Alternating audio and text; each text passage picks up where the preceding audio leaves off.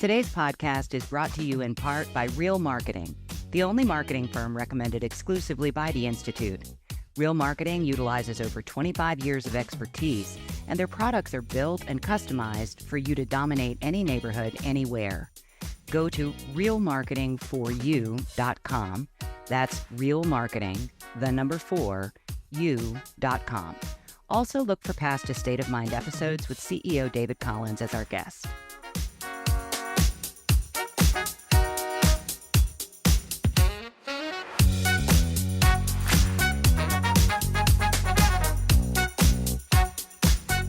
Jack, Hi, the Tami. holiday. Hi, Jack. How are you? Doing great. Well, it is officially fall, and that means that the holiday season is upon us. And I thought that we would spend some time today talking about some of the impacts of the holiday season in the real estate industry.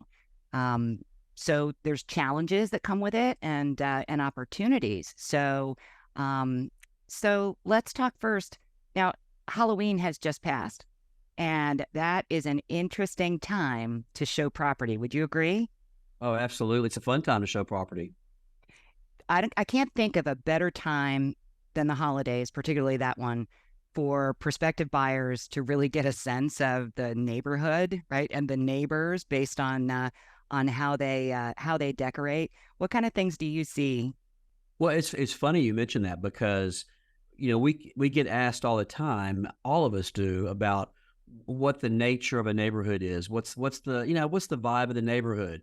And nothing spills that out more than when you see the decor like we saw this past Halloween or that coming Christmas. And you can drive through a neighborhood and you truly get a sense of the camaraderie of the neighborhood and how Or not.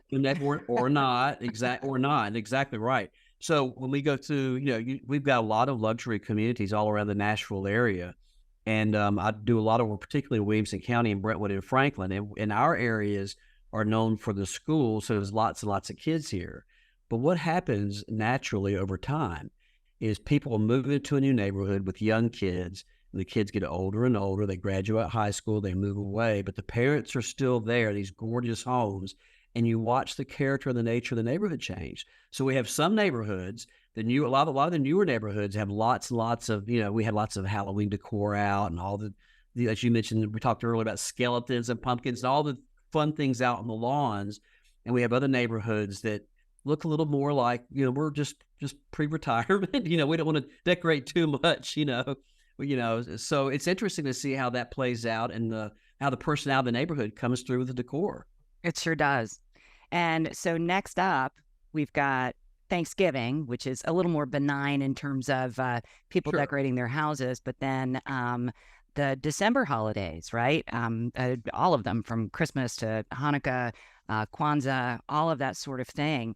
And so I wanted to chat with you to see how you counsel sellers, right? Let's say you've got a house that's coming on the market and it's about this time of year. Do you have a conversation with them about what their plans are for decorating for the holidays? We do. And it really, the way I try to position it with my clients, Tami, is I'll ask them really about their timing and their sense of urgency. Because if the sale of the home and the timing of that sale is really critical, in other words, we need to get it sold, we need to get it sold as quickly as possible. If that's the case, then I would encourage them, let's go on the market now. Don't wait. Let's go on the market now. Because the reality is there are people, we all have sales every month of the year. Yep. We don't typically, at least in our market, we don't typically have nearly as many new contracts during the holiday season, if you will. The focus seems to be otherwise, but we have some. But the reality is there are buyers coming in our market. Everybody's traveling. The people are traveling here, where all of us are, as well as away. And so there are buyers who take advantage of that trip while they're vacationing or seeing family, where they're thinking about moving to look at some houses while they're there. But anyway, so if I've got sellers who are really intent on selling and selling quickly, I tell them, let's really focus on the real estate piece and kind of tone down the holiday decor and make it more about the home, because everybody gets a sense of the Christmas spirit drive through the neighborhood. But when they get in your home and your home's for sale, you really want to experience the home and not be distracted by stuff everywhere. even some of the most beautiful homes that we see on the market, someone's getting a little extra when it comes to the holiday decor, and so, Some that's people go all out, and you're right. It makes it very difficult for a prospective buyer to actually see the home if they're just looking at just nothing but decorations. absolutely. And then conversely, we have other sellers who for them, yes, they want to sell their home. Yes, they're serious. But when it comes to this time of year, they really want to focus on family and those people who are visiting. And if I have that sort of client, I'll say to them, if we're already on the market, let's hit the pause button, focus on family, enjoy your time, and then we'll go back on the market in January or whatever after the first of the year, and and enjoy all that and don't worry about it, because if they're going to make it very difficult to show the property, or if it isn't going to show well because their priority is really family during that time, let them enjoy the family. We'll go back on the market, hit it fresh after the first year. So it really depends on the client and what their timing looks like and what their priorities are, I think. And I would say that it also varies by market. So as I was listening to you talk about that, we get a lot of snowbirds here in the Sure. holiday season. And Yeah. so it is not a slow season for us at all in the Gulf Coast of Florida, and I imagine other parts of Florida. So there's not a slowdown, and I think that a seller in today's market would be at a disadvantage if they wanted to hop off the market here. But I hear you loud and clear, especially on some of the larger homes that may take longer to sell. A little pause during the holidays could be something. Well, yeah, and as we've said many times before, that key phrase, every market is different. And it makes perfect sense because a lot of our folks here in the Nashville area, this part of the country, are going to your market to vacation during the holidays and get away and get some warmer weather and enjoy the beaches and that sort of thing. And so, yeah, I can see your market really probably booms in some respects when it's kind of the off market for us.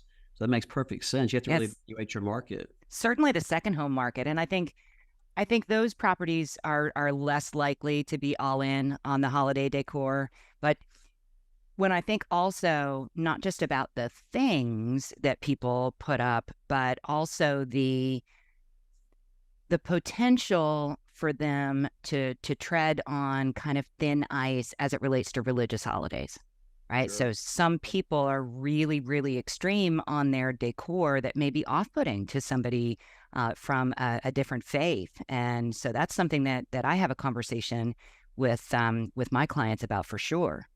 I equate that to the conversation that we have about people who love cats. People love their pets, and particularly when it comes to cats, they love their cats. But there's two kinds of people in the world. There are those who love cats and those who don't. And those who don't absolutely don't, and that can really hurt the sale. And so, yeah, you have to tread really lightly when you're having those kinds of conversations. I don't mean make light of faith at all because that's an important part of who we are. But at the same time, it's a conversation sometimes we have to have, but we have to have it very diplomatically and thoughtfully, but it can impact the sale and what's going on in the home, how people perceive the property. It also impacts how people perceive the area when they go from home to home and might see some of the same things over and over. I had more than one client comment about the Brentwood market where we live, where my main office is, where we are today. And they said there's a church on every corner, a Baptist church on every corner practically. And there's not, but there's certainly some larger churches. They're very prominent. And they pass by them. We're looking at properties. So anyway, all those things can play into the psyche when people are looking at properties, particularly from out of town. But I think going back to the decor and the holidays, the upside of all this is that it definitely gives you a sense of how spirited a neighborhood is. And there are some folks who really want that lively neighborhood Hmm. experience. But there's other folks who really kind of run from that, and they don't want that because they don't want to know their neighbor. They want privacy and they want quiet. And so when they go down that street, they don't see tons and tons of blow up Christmas stuff in the yard. They're like, I'm home. This is it. This is where we are. So, it depends on what you're looking for.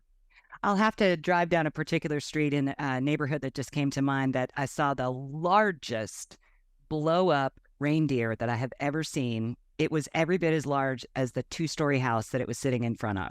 So I know exactly what you mean. And you know what? There's really no other time of year when you get that clear of a sense of what living in that neighborhood is going to be like. Well, we talked about just this past Halloween, but we live in a neighborhood that's a great trick-or-treat neighborhood, and it's so much fun. And, when I'm showing property, I talk about this. If I've got clients coming from certain markets where, safety seems more paramount, and so they don't really trick or treat because they don't feel safe being out in the street. We're very fortunate. We're in an area where folks feel very comfortable going out with their families on the streets at night. And so Halloween was really big. It's big every year. We talk about that. And I use that aspect of Halloween to sell the area and sell the community. But on our personal home, we are at the very end of the street, and there's a patch of woods before you get to our home. And so as you're trick or treating down the street, you don't even see our house. And so the first couple of years ago, we didn't get any trick or treaters. We were so bummed. So we made a point. We probably have the tackiest decor in the neighborhood, but we're not on the market. We have all those blow up things in the yard, all the things that little kids get excited about. And we did that years ago. We continue to do it, even though our youngest is 17. We do it because all those kids in the school bus make the round every day, and they get so excited when they see the decor. They make our home a destination for trick or treat. We talk about that in selling neighborhoods because a lot of families look for that and they want that kind of experience. So, Tami, what do you do as far as events during the holiday season? Well, there's events, and then there's also other opportunities. For example, we send Thanksgiving cards instead of cards in December to all of our client list and great vendors and all of those folks. And we feel as though it makes perfect sense for us to take the opportunity to thank them for their business and for allowing us to do what we do. And They will too. That's nice. Yeah. yeah, and it gets it out of the huge fray of cards and things that are coming in the December holidays. Really just kind of sets us apart. And we also then don't have to worry about any religious differences. So that Thanksgiving card mailer has been a huge thing for us. No, I like that because you're beating the rush, if you will, because suddenly we get tons of things in the mail. So that's really nice. It stands out. I think I may have mentioned in a past podcast, my uncle and aunt have a brokerage in Asheville, North Carolina. And historically, they've done, instead of doing Christmas cards for the same reason you described, they do New Year's cards. And they'll do some of their favorite pictures of their family and their ages and things happening in their market on a personal level on the card in January, probably middle of the month, because you have the leftover Christmas cards, it kind of cycle. Right. Then you get lost in the mail somewhere in this first week or so. And so, but by mid-month, they launched their Happy New Year card to just kind of stand out from everything else. And I like both of those a lot, actually. Yeah. I hear a lot from successful agents that do a Thanksgiving pie giveaway, right? Do you see that happening? Yeah, I've had friends do that here. Colleagues in my office here and with the company do pies for Thanksgiving. We just came back from a retreat. We had a great retreat with our office this week. Actually, we went to the mountains for 2 days, and we took our top producers and we talked about some of these very same things actually. And one of the things, Tami, we talked about was taking our database, because we always talk about our database, our sphere of influence, and the key people in our lives and our circle. And so the emphasis that we have has never been to have mass mailings and massive databases. It's always been fundamentally, a database of people we know well and who know us well. That's our focus. But even within that database, you have your A team, your A players, and it could be that's because they're the high rollers. It could be because they buy, really expensive luxury homes. It could be because they buy frequently or buy other properties, or it could be have nothing to do with the price point at all. But I think actually more importantly, there are those people that refer business to you. I was thinking the same thing. They're our favorites. They're the people that are special to us for various reasons within our business. And so we try to celebrate those people during the holidays. And one of the things that we do, and I've talked about this, we take that list, and for me, it's a small list. It's probably 30 or 40 of our top folks in our database. We send LL Bean Christmas wreaths to those folks. And I'll tell you too, these wreaths are so classy and so beautiful. They don't scream any particular faith. They scream festive and holiday. And when you open these wreaths, you open the box, your whole house smells wonderful. It is so far beyond anything you pick up off the shelf in your hometown. Those LLB wreaths, I love them. And we'll spend about $50, $75 a piece on those and send those to our top people. And it's not a huge deal, but they remember it. And some people put them on the door, some put them on their table, and we get them out right before Thanksgiving so they can actually use them on their table at Thanksgiving, with a candle or whatever, or they can hang them on the door. But that's a wonderful, again, not an event, but a gesture, if you will, to hit right before the holidays, right before Thanksgiving. And I want to highlight something that you just brought up there is really utilizing your database to identify those clients who have the highest potential in terms of not only revenue but also connection and referability. And that's something that we take very seriously on my team, is ranking our database so that we have easy access to pull out those different groups. So there's a tag for everybody who's going to get a holiday card. There's a tag for who gets an invitation to the annual client party. There's a tag for like super duper A-list. Like what you're talking about is really going a little much further for a very small group. And then you've got other activities. Now, I know you do a fantastic Santa event, and I want you to tell us about that. It's a lot of fun. And I'll tell you, before I tell you about the event, this is also the opportunity for us. I think we all need to do this, is before we get into holiday season and what we call event season, because everybody's doing all types of real estate or brokerage events, either internally within the companies or the offices or for their clients. It's the primo time to clean up your database. And so we start there first. So we go through our database, make sure everything's clean, everything's current, that every close we had has been entered, it's all good and tidy, and then we send invitations out. And so for the Santa party, which you're referring to, what we do, we have a postcard that goes out right after Thanksgiving. And we're having this year's event the first week of December on a Saturday morning. And we tell all our clients that, why wait in line to take your kids to the mall to see Santa? Come to our office for a private meet and greet, a more intimate talk with Santa. And we have the most amazing Santa Claus. He is unreal. He's so good. He's photogenic. He's fun. He has a great laugh, and he can talk off the cuff of the kids. The kids love him. So we do that event, and we tell them to feel free to invite their friends, their family, and their kids to come. We don't RSVP, just show up. And we have one of our stagers do the decor for the Santa chair in the area around Santa. So that makes it easier for us and a good way to kind of promote them is passively. But the kids come, and this is one of those events where it's not the party where there's alcohol and it's adult driven. This is all about the kids. So we have cider and hot chocolate and cookies and things of that nature. And the kids come and do Santa Claus. And one of our real estate photographers is there on site to shoot pictures of their kids with Santa. And then after they pull them out of editing, we post those on a private site where everybody can download those pictures very quickly thereafter of their kids with Santa. And so it's a really nice way to come and do the Santa Claus thing with your kids if you want to do that. And you can bring your pets, or if you want to sit on Santa Claus's lap or sit with Santa, he'll cut up with you. It's just a lot of fun. And that's the whole idea. Have a good time and make it a memorable experience. As we've talked before, it's all about the experience. I have seen the photos, and you are not kidding. He's really great. And do you get those done in time? Have you ever seen any of those photos actually end up being the family's Christmas card that you get a week later or 2 weeks later? We have it, yeah. Like, I don't think we do it in time for people to plan to use it for their Christmas cards, but the pictures get a lot of mileage, and we make sure we get a really good photographer. Now, we also tell folks, if you want to shoot photos with your Droid or iPhone or whatever, feel free. But we have really good, high quality photos that we have for when they go through editing, and so they're really, really nice. And again, it's a free event for the kids, and it's also a good opportunity to potentially meet some new potential clients when they bring their friends if they invite people to come. So we invite everybody to come. And make it really real fun. And we've got a real nice lobby that sets up well here at our company, our corporate office where we host, that makes for a good place for Santa to hang out.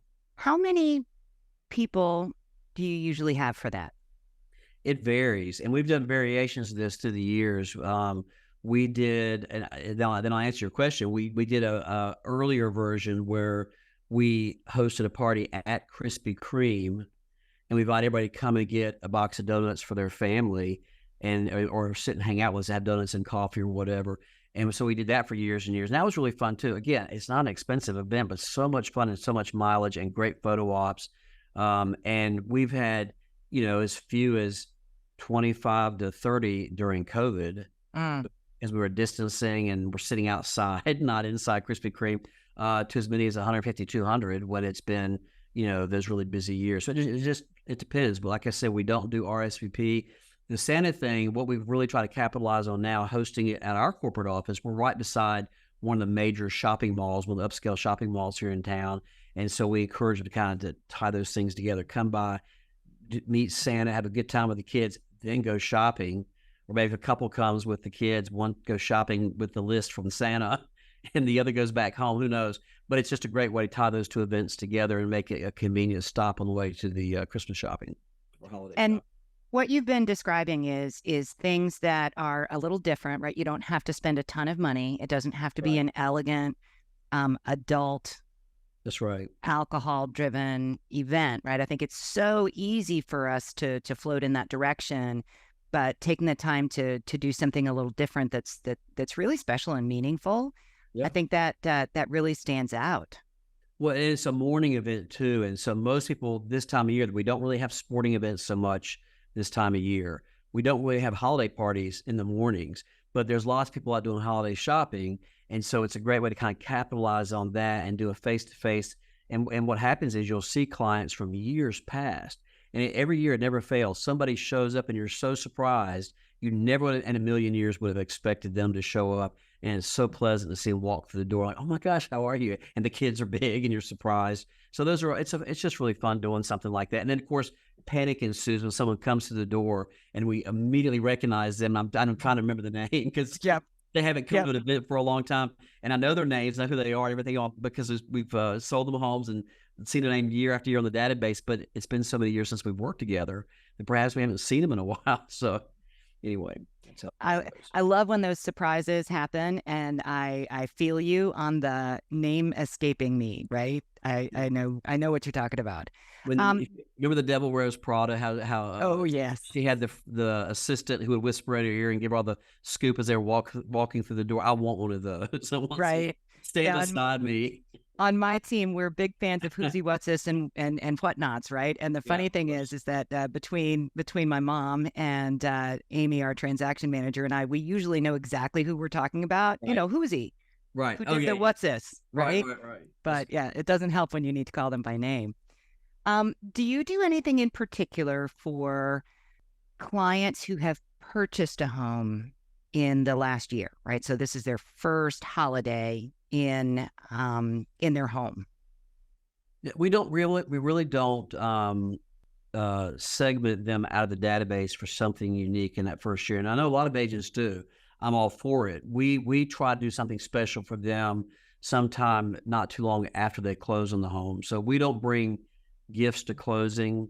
And that's just our personal business plan the way we do it. We just don't do closing gifts. We talked about this in previous Yep. podcasts. And we don't want to bother them during that moving time and those couple of weeks or a few weeks after closing because everybody's so busy. But I always tell folks at closing that when the dust settles, we want to take them somewhere nice to eat and somewhere fun and have that experience once Right. again. So we do. So we usually wait about a month and we'll check in with them, see how things are going, and then we'll extend an invitation to go somewhere. And sometimes it might be one of the nicest restaurants in town and something that's just here in Nashville. Other times might be somewhere just really fun that we think they'd really enjoy. And we really leave it up to them. We ask them, what would you like to do? What kind of place would you like to go? And we try to have that fun experience. So that's how we celebrate that first encounter in their first year. But then when Got we it. get to holiday season, we do the same with everybody else. Just Yeah. You know, years ago, we commissioned ornaments handmade from a nonprofit organization that services individuals with developmental disabilities. And they had an art department. And one of our clients was the head of the art department. And so she helped them make little clay houses, right? And they were not pretty, but they were so authentic. And they had, she used a little doily to make, texture on the outside of the house, and they were all different colors. And we gave ornaments with a little note talking about supporting that particular organization to kind of a short list of clients, and that was a memorable thing. Um, it's been interesting as we do more with people who are moving locally or older clients or second homes.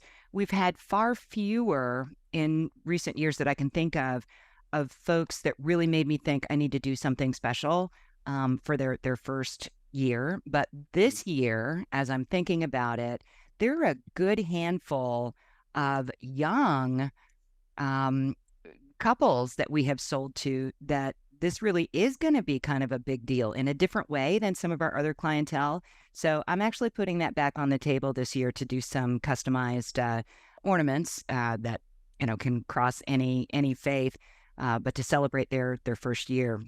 And I love that. now we've got Etsy, right? Yeah, right. Used to be you had to be really creative or know somebody, but our marketing department was like, "Hey, we'll shop it out on Etsy," and I was like, "Oh, okay, that makes perfect sense." So that's something that we're going to reintroduce this year, I think, just because the circumstances are right.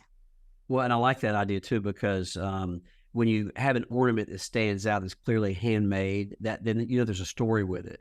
And so if someone does have it hanging either on their tree or have it sitting out on the shelf somewhere, people will ask about it. What's the deal with this ornament? That's kind of cute. Who did this? And then you're obviously brought up into the story, and the story is more important than we are. The kids with disabilities, and it's a really nice. It makes you feel good. It's a nice story to have associated with that. Um, I've got a question for you. We talk about toward the end of the year. Let's fast forward, Tami, and talk about after the January. January. Yeah, it's for you guys. I know you guys love January and February because the weather's so nice. For me, I'm like, oh my gosh, January. There's no holidays. We have Valentine's Day, but short of Valentine's Day, there's no big holidays in January and February. And for us, it's cold, and for a lot of the country, it's cold, and sometimes it's cold and wet or dreary or whatever. But that is typically our big launch. That's the first quarter of the new year. These people that took a pause were relaunching. The people who've been holding off were launching listings. And then folks were coming to us who are looking to buy. They're ready to hit the ground running. So it's a really exciting time real estate wise. But now we're in the holiday aftermath. Talk to me, Tami, about for you guys with listings, what are some of the things that you look for with your sellers, and what advice and counsel you give your sellers post-holiday? Well, I think first and foremost is get all that stuff put away just as quickly as possible. Get it back to norm. If something has come on the market during the holidays, we need to revisit the photos, right? And so for us, it's not about snow on the ground. I know that you all are more likely to encounter that situation. You need to think about it. But especially, I think this is going to be crucial because of the market shift that we've seen and that I expect to continue to some degree. It's going to take longer Sure. to get properties sold, right? Sure. Mhm. And so maybe that's 3 weeks instead of 3 days in some cases, or maybe it's 3 months instead of 3 weeks.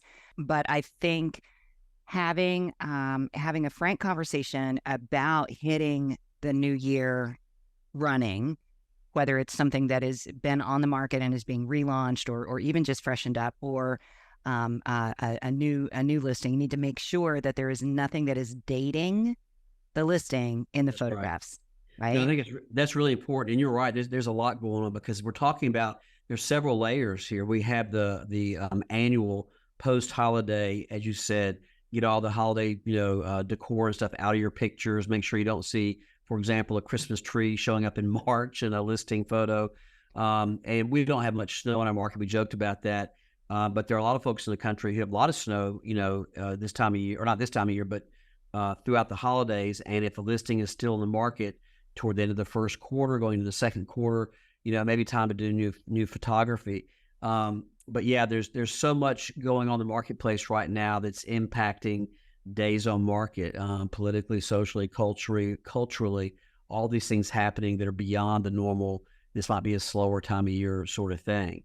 Normally, there's a lot of excitement with the turn of the year it's a great time to put, listings on the market. For us seasonally, optimally, we love to have things on the market, coming on the market in the early spring because everybody's excited and the weather's starting to warm up. But that begs yet another question for us and for a lot of the country, and that is if you've got these clients that are going on the market after the holidays and they're talking to you before the holidays, now is a great time for a lot of us to be getting photography done of your exteriors in particular, and we can hold them in the file till a January or February release, or maybe March release, because we got some beautiful photos and we can always swap those out. So that's something. That's a Yeah. great point from the perspective of having a nice seasonally decorated property, but also a completely normal exterior shot that is going to be nicer than what the weather is when you actually launch it. Yeah. That is a brilliant strategy, I think. Right. Well, And not from a deceptive kind of way, but, no, but not at from all. this is what the house looks like in this particular season. That's right. Better representative than perhaps when the weather's bleak. Yeah, that's exactly right. And a lot of times we'll talk with our clients and we'll say, okay, you're going on the market in January. And in our market, it's mostly deciduous trees. So we have lots of sticks out there that we're looking at. And we'll say, hey, show me some of your favorite photos you've taken in your yard, this gorgeous pool in the backyard, and or whatever the deal is. And show me some of your sunsets, pictures of the deer in the yard, or whatever it might be. And a lot of times we'll incorporate some of those lifestyle shots. That might even show a pool party or might show animals in the yard or whatever, and in with our professional photography scattered among the photography. And then the other thing, like I said, we may have photos we've taken from the fall before the leaves fall that we've kept on file, and then we'll do a new shoot in January, February, whenever the listing goes live, and we'll mix those in with it and incorporate those seasonal photos that we've taken and held, some from our clients perhaps, and it makes the more complete picture of what the home is like. But the most important thing, I think, is that we just don't go online and see, a listing where we're in April or May in our market, for example, and you see, as you said, that one little brief snow we had, you see snow on the ground, or you see trees without leaves and it's already the spring, or you see that leftover Christmas tree or something like that. We don't need to see those pictures in the photo, those images in the photos. So. And that said, that's a really valuable takeaway, particularly in places like yours where they have those things called seasons, right? We don't have so much of that, but it makes me think of the fact that we do ask our sellers if they've got a great sunset shot or something from a particular moment, right? A rainbow coming off the water. And even just last week, I was showing condos in the downtown market here in St. Pete. And so we've typically got west-facing or east-facing condos. And the east-facing condos have the water view for the most part, and then typically that's more desirable. And those that face west are more affordable, let's just say, because they don't have the water view. And where I was talking about the sunset photos, and in this condo that I was showing, they had professionally framed photographs by the window that I was looking out of a brilliant sunset taken from that spot. Oh, I love that. Yeah. And so not just in the MLS, but that was really moving in the property, right? And it's funny you mentioned that. One of the things semi-related, we were showing a home here in one of the most expensive areas around Nashville, in Nashville proper. And there was a wonderful, wonderful older home, extremely well maintained, a beautiful lot. And it was right across from our governor's mansion. And they have this wonderful picture window looking across their lawn. You can see the governor's mansion in the distance. But they had a photograph, as you described, where they took a picture out that window of the John F. Kennedy coming through in his auto. The motorcade? Motorcade, yeah. Before he went to the governor's mansion for a visit before he was killed. And they had a picture of him by that window. So it's always interesting to see how you personalize, again, the experience. We've gone well past holidays here, but how you personalize the experience of living in that home by showing photos and images of seasons and things that they've experienced while living in that home. I think that's really cool. Yeah, I think that just falls right into topic that we were looking for of capitalizing on Yeah. the holiday season, right? There's leverage that can be applied for some of the things that present during the holidays that can be used later in the year. Absolutely. And I think there's a word I've used a lot in conversation here on the podcast, but also in conversations I have with my colleagues, and the word is authentic. I I, knew it was. I think the key thing, because the things that we do, the things that I do and things you do, they're different. And I think for all of us, you've got to do something that's authentic to you and conveys in that way. And that's the most important thing, because whether or not you've got this, really high-end luxury client, or whether we have listeners who maybe they're new in the business and they aspire to that, maybe they're working with entry-level homeowners or home buyers at this point, or sellers. But the key thing that all of us share are the experiences. And you've heard, it's cliche that people remember how you make them feel, but it's true. They do remember how you make them feel. And so we can help create an authentic experience, or capture an authentic experience at whatever level we can do that. That's always a good thing, because it binds us to our clients, and they remember us, and they know we're real. And that, for my business and my business plan, that's something we talk about actively. I don't go after all the business. I want the business that recognizes that I'm authentic and that I care about them.